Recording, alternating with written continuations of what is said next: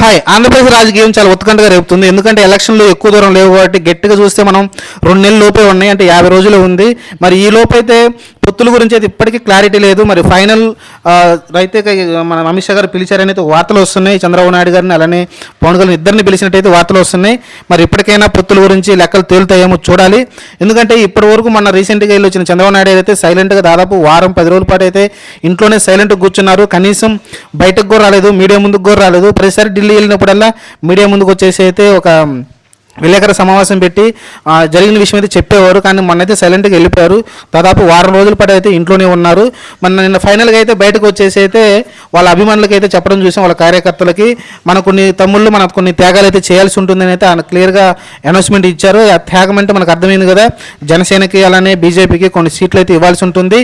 ఆ సీట్లు ఇచ్చిన పరిణామంలో కొంతమంది అంతకుముందు పోటీ చేసిన ఎమ్మెల్యేలు కావచ్చు, లేకుంటే ప్రస్తుతం ఉన్న ఎమ్మెల్యేలు కావచ్చు,